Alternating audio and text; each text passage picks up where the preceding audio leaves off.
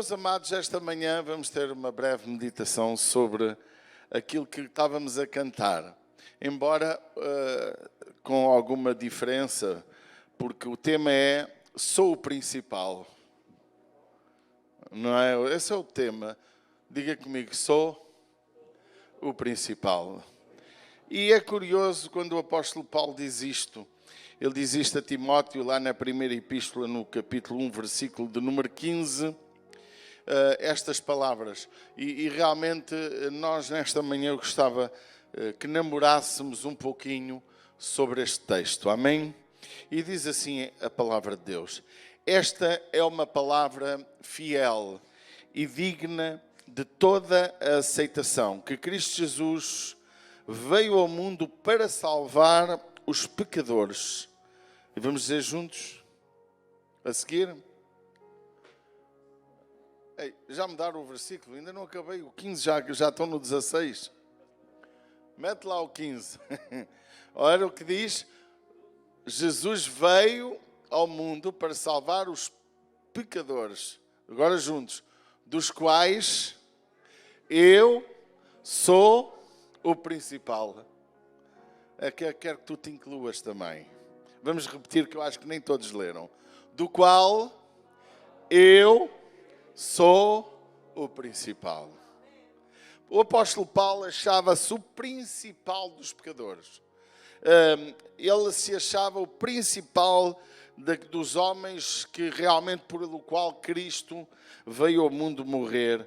Ele se achou o principal, o mais indigno, o mais pecador, o com menos probabilidades de poder alcançar a tão grande misericórdia de Deus. E eu queria nesta manhã que nós compreendêssemos algumas verdades. Primeiro é quem te julgas, não é? O que pensas de ti mesmo? Qual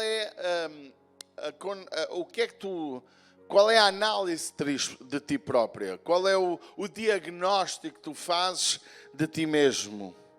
E a seguir é porque te consideras isso mesmo? Ou porque realmente tu achas que és essa pessoa? Porque há aqui uma questão que nós, nos nossos dias, não estamos a considerar.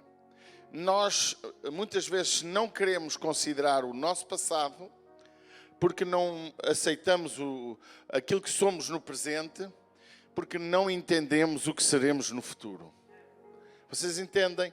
E a igreja, ela precisa ter uma noção real de quem era, de quem é e de quem será. Alguém está a entender o que eu estou a falar?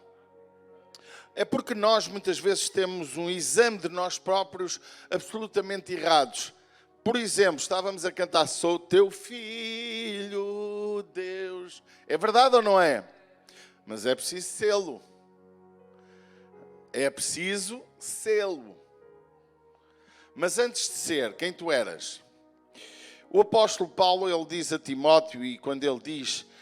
Depois Timóteo pastoreava uma igreja, embora jovem, e ele estava a alertar, não é? Que ele era o principal dos pecadores e também aquele que realmente teve uma história do qual ele não era digno. Nota o versículo de número 13. A mim, que dantes fui blasfemo. Olha o que ele fazia, a análise de si próprio. Do que eu fui blasfemo, fui perseguidor, opressor, mas alcancei misericórdia. Porque ele até depois justifica aqui alguma coisa, porque fui ignorante, era ignorante. Era um ignorante, era um incrédulo, era uma pessoa que não tinha conhecimento da verdade. E eu queria que nesta manhã nós fizéssemos uma análise de quem éramos. Eu muitas vezes... penso no que fui para valorizar o que sou. Porque muitas vezes nós, e isto como cristãos, porque há aqui um estágio que demarca historicamente a nossa vida, o antes e o depois de Cristo. Você concorda comigo? O antes e o depois de Cristo não é só universal. Não é só o antes, há 2000 anos atrás, e o depois de há 2000 anos atrás. É a nossa vida, quando é que Jesus entrou? Quando é que Jesus mudou a nossa história? Quando é que Jesus entrou de tal maneira que me tornei filho? Ao antes e ao depois. O mundo depois de Cristo não deixou de cometer erros. Você concorda comigo? Mas há o depois. E ainda há o depois do depois. Mas isso é outro depois. Agora vejamos. É importante, irmãos, analisarmos o que fomos. Nem sempre o passado é bom, porque o passado pode nos levar a cometer erros no presente. Mas há uma coisa que o passado é um ensino. E diz a Bíblia, muitas vezes digo isso. O passado serve para nosso ensino. E muitas vezes nós esquecemos-nos das coisas que atrás ficam. Esquecemos-nos de quem nos amou, esquecemos-nos de quem nos criou, esquecemos-nos de quem nos salvou. Quantos filhos de Deus deixam de ser filhos? Não é? Porque se esquecem da obra de Cristo na sua vida. Esquecemos daquilo que Jesus fez no passado por nós.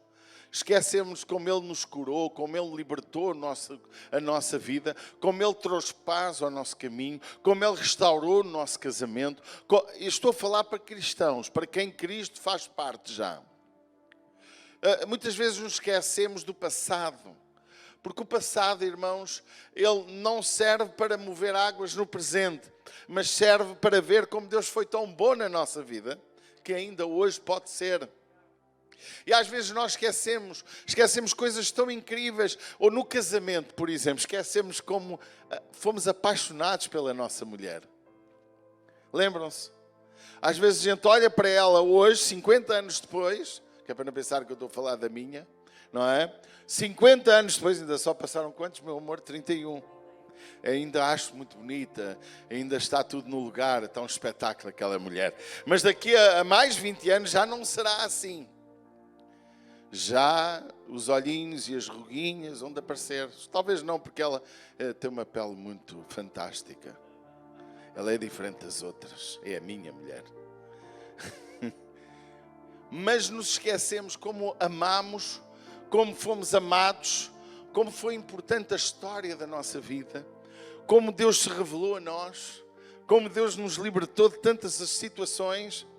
E Deus diz na sua palavra, não é? Algumas vezes, eu vos tirei da terra do Egito. Lembram-se? Eu vos abençoei. Lembram-se? Eu fiz coisas grandes por vocês. Lembram-se? Mas nós estamos a viver uma geração em que os nossos jovens, e muitos de nós, estão a dizer, no passado Deus fez maravilhas. E a nós hoje, o que é que Deus está a fazer a nós hoje? Vocês estão a compreender? Como que se o Deus do passado não tivesse a capacidade de continuar a fazer hoje. Como tu te consideras hoje como filho, ou como cristão, ou como pessoa? Como te consideras? Hoje estou com um dilema, porque eu quero falar para crentes e para não crentes. Estão a compreender? Para pessoas que têm fé e para pessoas que não têm. Então fica difícil. Ou então tinha que fazer 2 pregações em 2 em 1, não é? Mas como é que nós hoje nos consideramos? Sendo que temos uma história que vimos Deus. Temos uma história que Deus se revelou. Temos uma história passada que nós éramos miseráveis. Ou não? Eu era menino da rua. Eu dormi nos bancos do jardim, nas escadas. Eu era um miserável, eu não valia nada. Eu tinha tudo para dar errado. Hoje podia ser um bandido já morto ou um bandido preso. Mas Deus me resgatou-me da miséria. Deus transformou a minha vida. Eu nunca quis nada. Eu sempre andei no mundo e desde a minha juventude, a minha infância, com todas as tristezas, até de bebé, por aí afora, eu tinha tudo para não dar certo.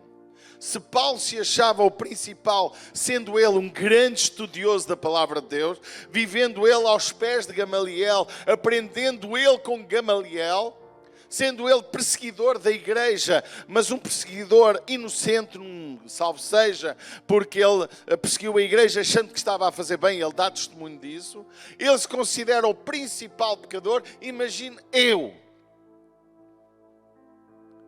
E nós temos que ver isso, o que Deus fez por nós.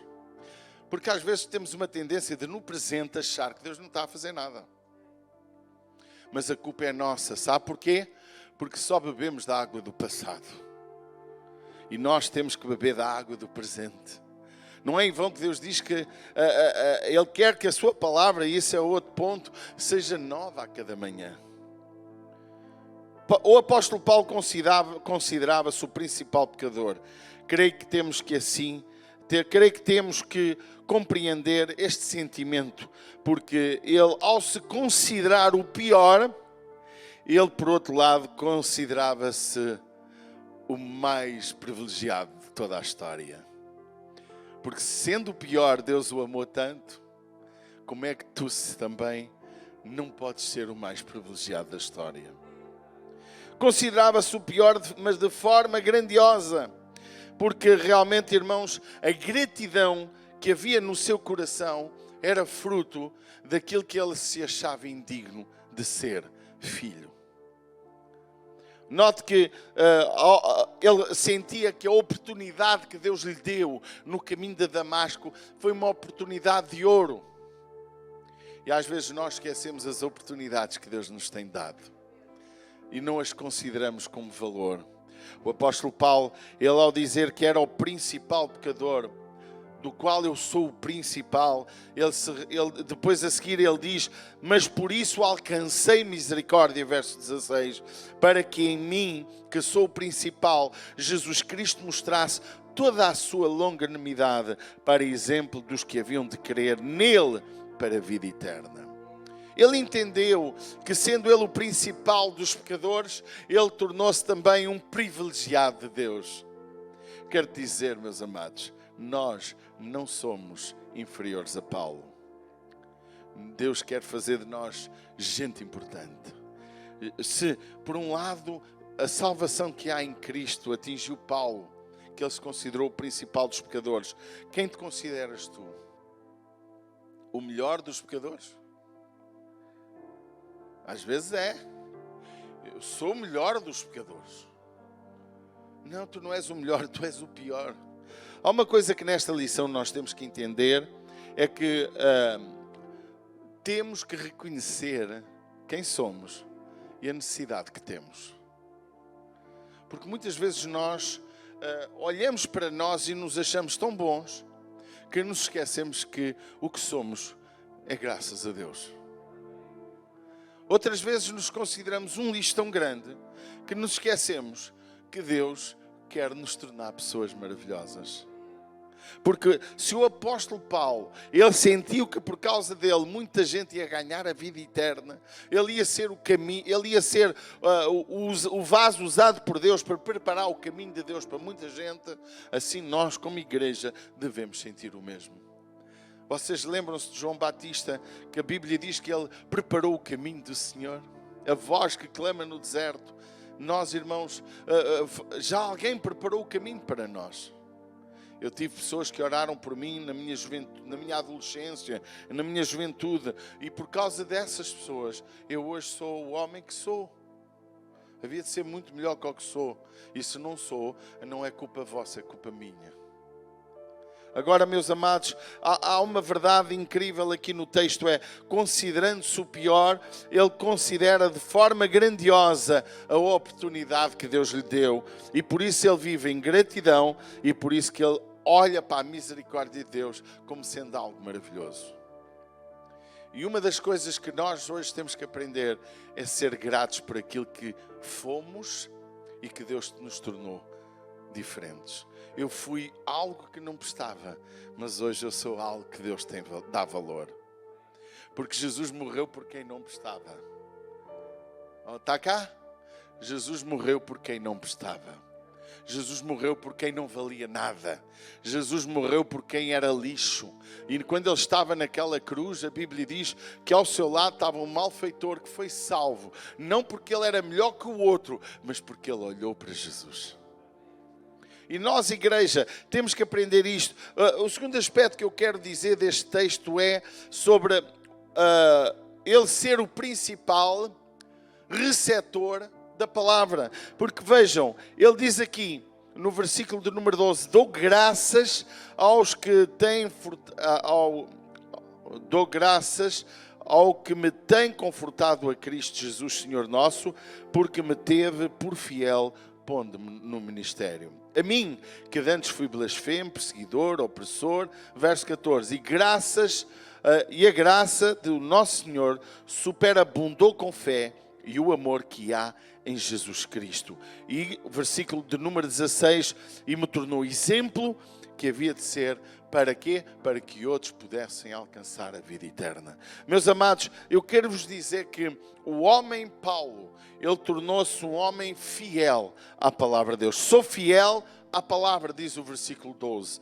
Porque fui fiel, olha o texto. Dou graças ao que tem confortado a Cristo Jesus, nosso Senhor, porque me teve por fiel. Ele sabia quem ele era. Alô? O apóstolo Paulo, ele sabia o que era no presente. Esta palavra está no presente dele, de há 2000 anos, não está no presente de hoje. Para nós esta palavra foi passado e ela é presente porque ela é exemplo para nós e serve de ensino para a nossa vida. Mas o apóstolo Paulo dizia, me sou fiel. Eu estou fiel. Se por um lado eu tenho que saber o passado, por outro lado eu tenho que saber como estou no presente. Olhe para quem está ao seu lado. Olhe lá para a pessoa maravilhosa que está ao seu lado. E diga-lhe assim, tu sabes quem tu és. E tu sabes se és fiel. Hã? O que é que isto tem de relevante para o nosso dia hoje? O que é importante saber se eu sou ou não sou fiel? Paulo diz, eu sou fiel, me achou por fiel. Volto a repetir, conforme o Evangelho é o quê? São boas novas, é palavra. Conforme o Evangelho me tem confortado, porque ele foi confortado pela palavra, pode dizer amém? Que, olha o que diz. Porque me teve por fiel.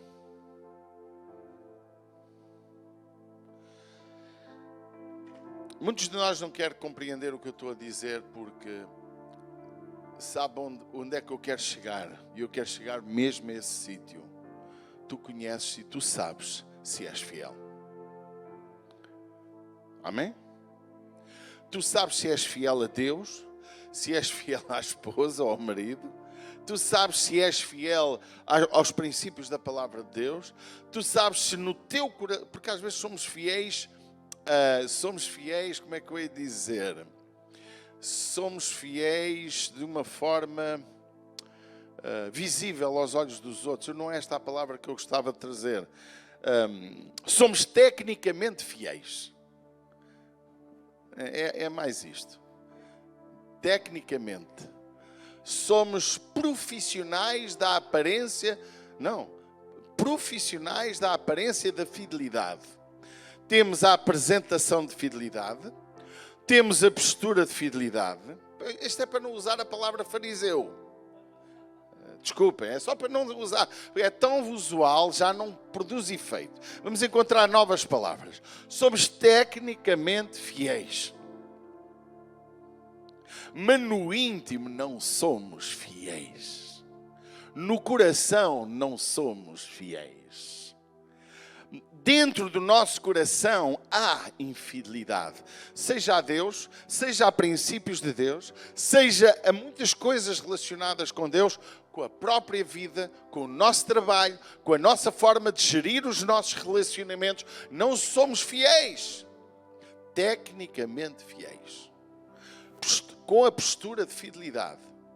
E Paulo, ele diz uma palavra que altera esta conversa. Ele diz, fui achado fiel. Amém? Porque me tive por fiel. E o Espírito Santo, Deus, o colocou no ministério. Note que o apóstolo Paulo tem uma característica diferente de todos os apóstolos. Ele conta que por revelação recebeu o Evangelho. Ele não viveu com Jesus. Ele foi rejeitado pelos apóstolos durante muitas décadas. A Bíblia diz que ele teve, e se nós olharmos para a história, teve quase 2 décadas depois da sua conversão no caminho de Damasco, que foi ignorado. Não foi visto. O anonimato estava nele. E nós muitas vezes, irmãos, não entendemos os porquês de algumas palavras que estão escritas. Por isso temos que ir ao âmago do texto. Temos que fazer uma exegese do texto para nós entendermos o porquê.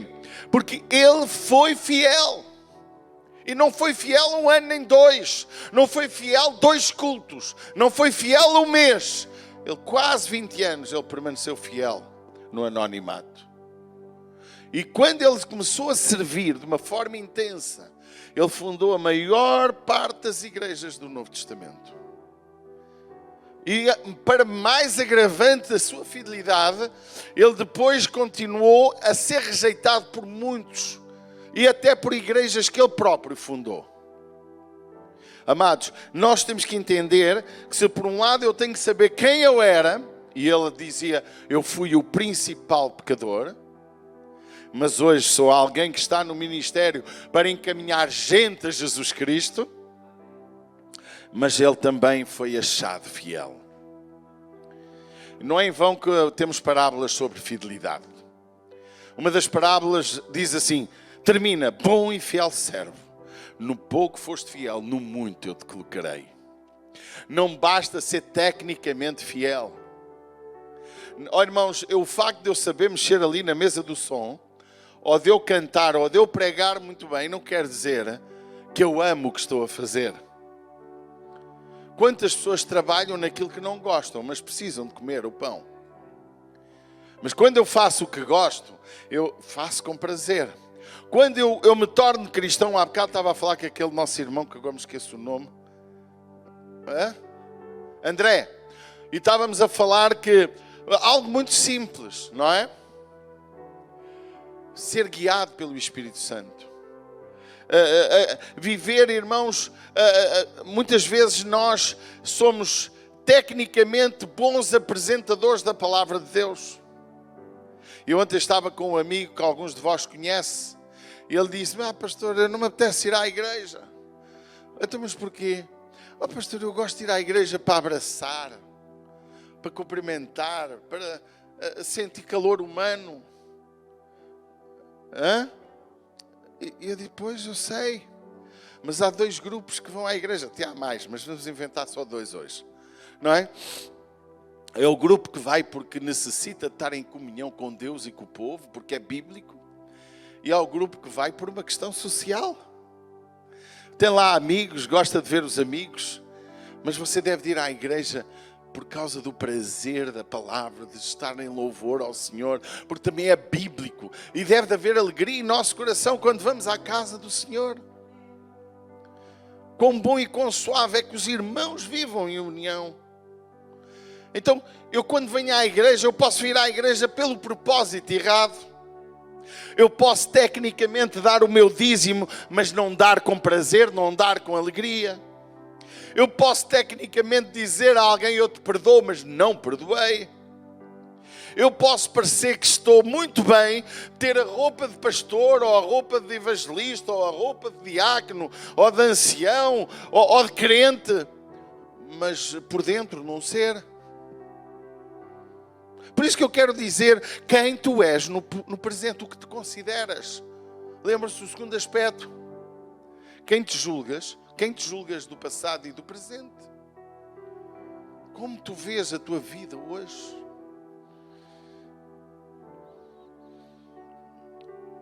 Ele era fiel à palavra e disso nós temos consciência. Fiel para não só vivê-la, como sofrê-la.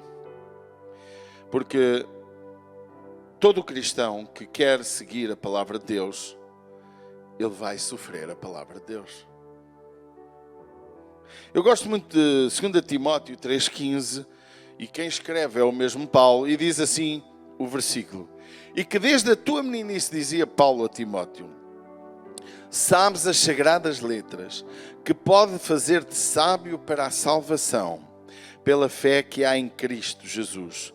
Toda a Escritura, olha o que diz, toda a Escritura divinamente inspirada é proveitosa para ensinar, para redarguir, para corrigir, para instruir em justiça, para que o homem de Deus seja perfeito e perfeitamente instruído para toda a boa obra. Para que é que serve a palavra? É para nos guiar, para nos mostrar o caminho, para nos corrigir, para nos sarar de toda a doença, seja espiritual, seja física, seja até financeira, seja de relacionamentos. Meu amado, eu não compreendo como é que nós podemos viver numa geração em que hoje as igrejas estão carregadas de pessoas com relacionamentos destruídos. Irmão, há uma coisa que eu não posso evitar, é que não gostem de mim.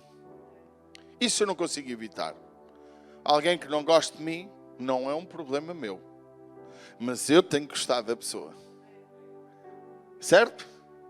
Alguém que não me ama não é problema meu, mas eu tenho que amar. Pastor, mas essa pessoa está-me a fazer mal. Ama. A Bíblia manda amar os inimigos, quanto mais os irmãos. O amor, ele não está restrito à pessoa, nem ao que a pessoa te fez. Porque há pessoas que fazem-nos muito bem e a gente ignora-as. E há pessoa que nos faz muito mal e a gente parece que gosta de amar quem nos faz mal. E a verdade é que a Bíblia nos manda amar todos, sem restrições. Há uma coisa que eu quero que todos compreendamos.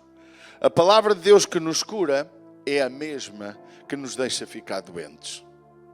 Sabia disso? É que a gente às vezes não fala isso. A mesma palavra que cura pode também servir, porque a Bíblia diz, quando nos julgamos a nós mesmos não somos julgados. Mas se formos julgados, então Deus nos repreende não para nos destruir, mas para nos curar. Só que a cura, há muita gente que mata. Há pessoas que não querem ser curadas. Há pessoas que não querem ser tratadas. Há pessoas que não deixam Deus fazer o trabalho no seu coração. Há pessoas que são, diz a Bíblia, intratáveis. Por isso que o apóstolo Paulo, não é sobre isso que eu quero falar, porque não tem muito a ver connosco hoje, mas este texto de 1 Coríntios 1, ele termina com homens que Paulo entregou a Satanás. Porquê? Porque apostataram da fé, afastaram-se de Deus, voltaram às fábulas. Pessoas que deixaram de ser fiéis à palavra. Vocês entendem? E ele diz, entregue-os a Satanás, para que não possam blasfemar mais. E note que nós como igreja, meus amados, nós temos que entender o que fomos e o que somos. E eu preciso de corrigir se alguma coisa está mal em mim. Hoje, agora. Só assim eu serei igreja. Não quero, amados, terminar esta breve meditação sem te dizer, não é? Que independentemente de como tu estás, há solução. Porque aquele que salvou Paulo, me salvou a mim e também salva a cada um de nós. Há uma coisa que eu não posso esquecer. A palavra que eu ouvi ontem terminou ontem. E a que Deus me está a falar hoje é para hoje. Vocês entendem? A hora de aceitar é hoje, não é amanhã. E isto é para quem está online e para quem está aqui. Porque a Bíblia é muito clara, ela diz, se hoje ouvires a voz de Deus, não endureçais o vosso coração. O grande mestre da sabedoria chamado Jesus, até podia ser Salomão, a Bíblia fala que ele foi o maior sábio. Mas, e a Bíblia diz que quando Jesus pregava, havia gente que ficava com raiva dele. E ele nunca fez mal a ninguém. Ele só ensinava a verdade. Amados, em nome de Jesus, eu acredito que um avivamento vai acontecer aqui. Não me canso de dizer isso. Mas depende de nós. Deus não vai chamar anjos Deus vai chamar pessoas. E não importa a tua história do passado, importa é o hoje. Porque Deus é o que faz novas todas as coisas. Deus é o que consegue fazer do nada todas as coisas. Deus pode levantar aqui o Vítor, conhecido como o pedinte na cidade, num grande homem de Deus. É preciso ele deixar.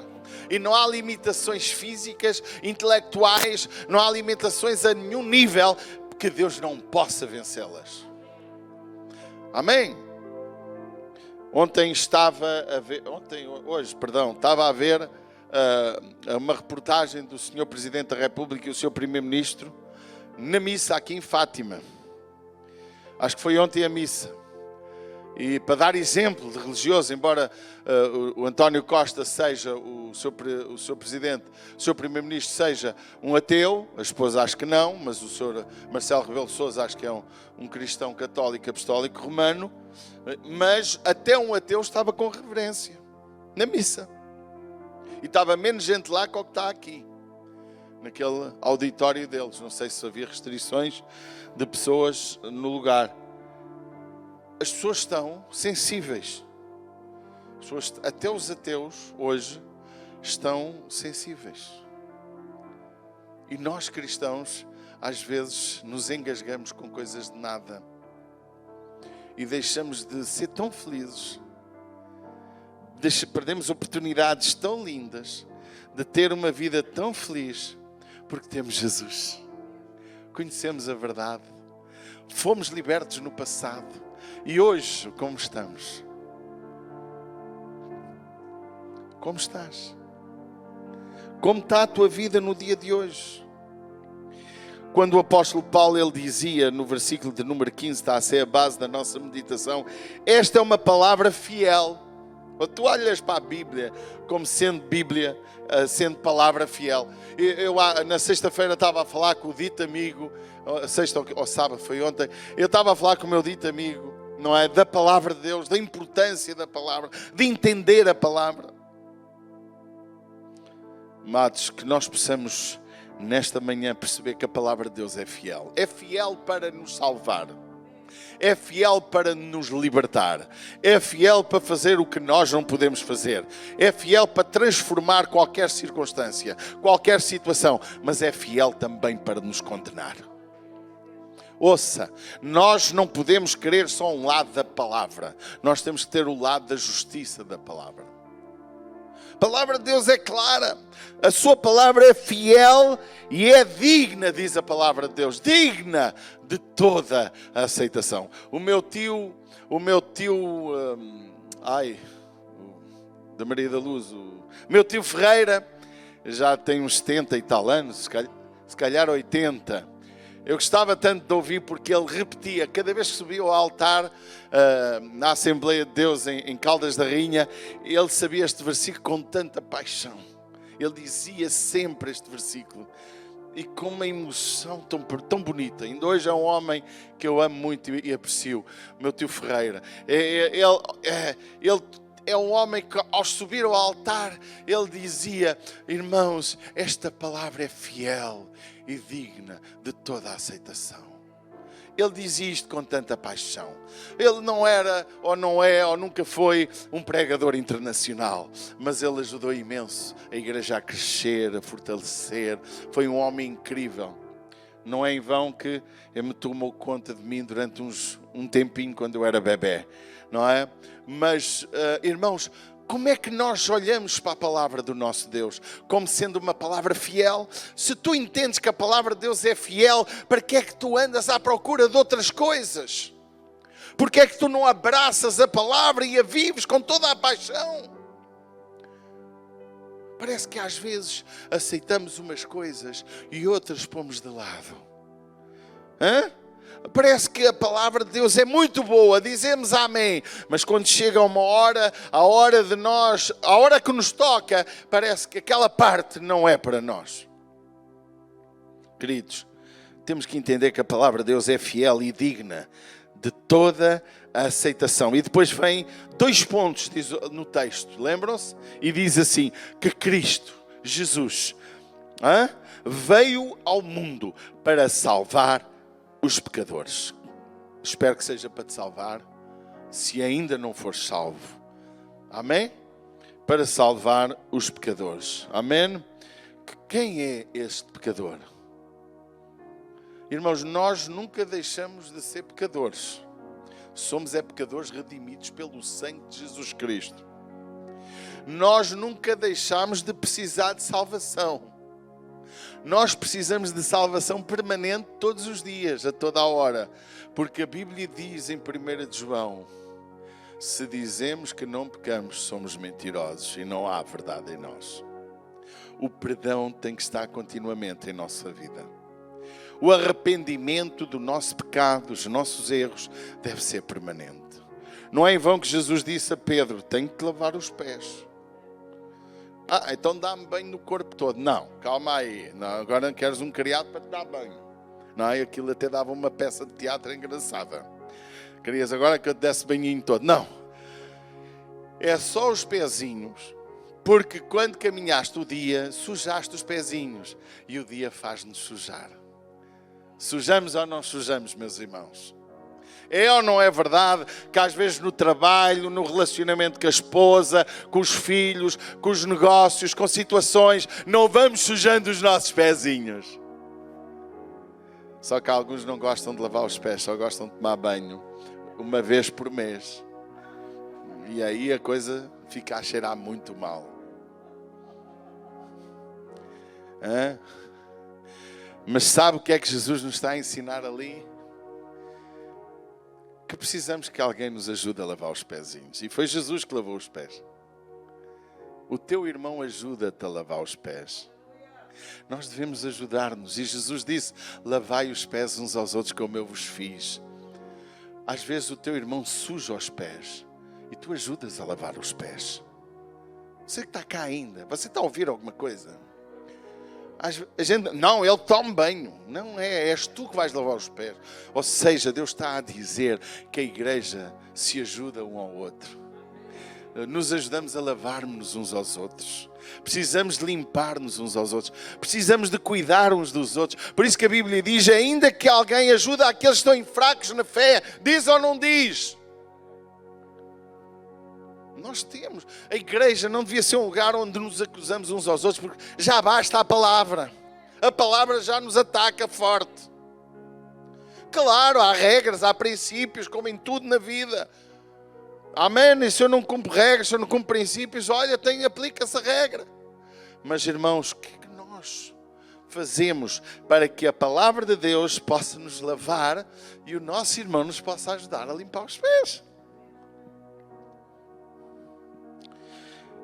Todos precisamos ser salvos.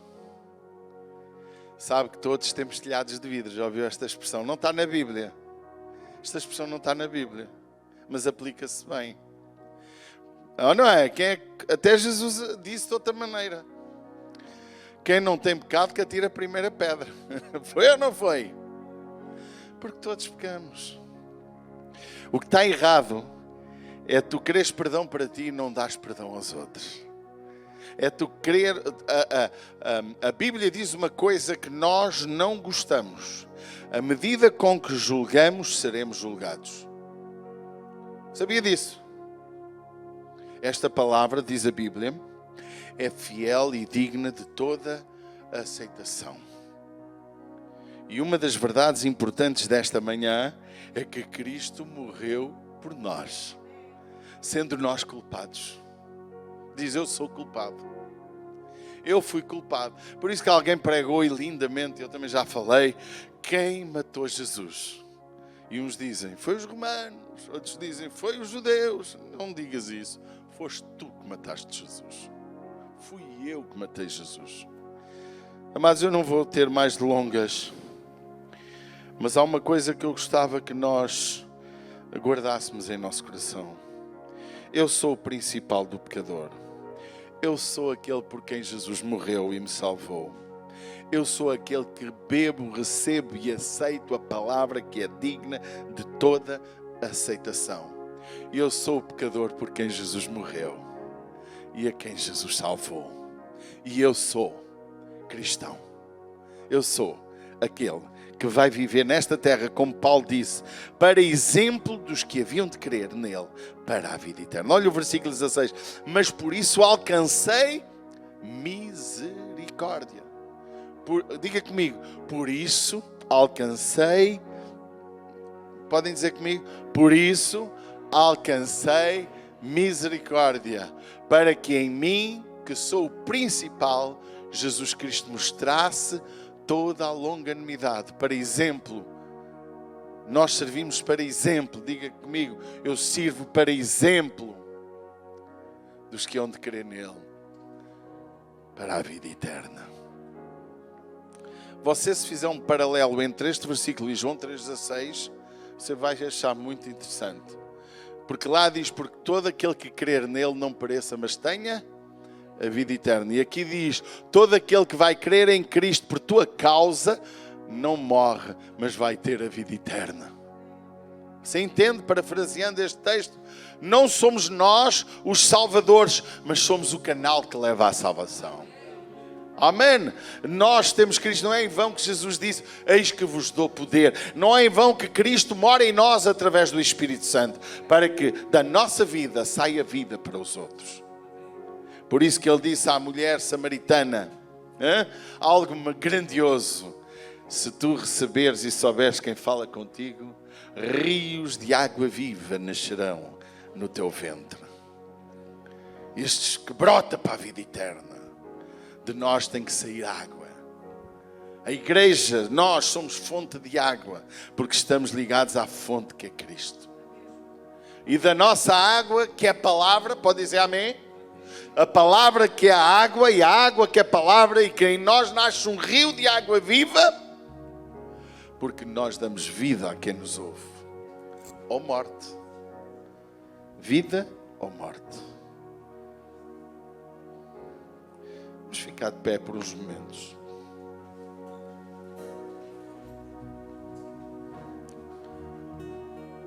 Falámos sobre 3 aspectos. Sobre a veracidade da palavra, a veracidade de quem somos, de quem fomos e de quem seremos, e também a veracidade da nossa missão e da obra de Cristo em nós. Eu não sei quantos de nós nesta manhã precisam de entregar a sua vida a Jesus.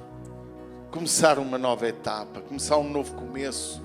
Talvez já és crente há muitos anos, ou já aceitaste Jesus na semana passada, ou já aceitaste Jesus há um ano, ou ainda não aceitaste Jesus. E tu que estás online, o mesmo se aplica. Mas eu quero dizer nesta manhã, será que algum de nós, eu não vou chamar para vir à frente por causa desta história, das contingências, das distâncias, mas no lugar onde estás eu quero orar por ti. Se algum de vocês quer começar este novo caminho, ou recomeçar um novo caminho, uma nova etapa na sua vida, levanta a sua mão em nome de Jesus. Eu quero orar por sua vida. Eu estou vendo um braço, estou vendo mais braços. Deixe o seu braço bem alto, não tenha vergonha. Eu vou pedir que minha esposa faça uma oração por si. Amor, faz uma oração em nome de Jesus. Podes subir ao altar. Fica com o teu braço bem alto e a minha mulher vai orar por cada um que tem levantado o seu braço. Amém. Amém. Eu estava com o telemóvel dizendo às pessoas que quiserem entregar a sua vida a Jesus, mesmo não estando perto com elas, a todas as pessoas que quiserem recomeçar de novo, ainda há esperança, ainda há tempo. Por isso é que eu estava com o telemóvel na mão. Por isso, para todos vocês que estão neste lugar, eu quero orar por vocês, por aqueles que estão nas vossas casas, nos vossos trabalhos, que querem entregar a vossa vida a este Jesus. Eu quero orar por ti. Pai, nesta manhã, Senhor, Tu tens os teus olhos e o teu braço estendido para este lugar.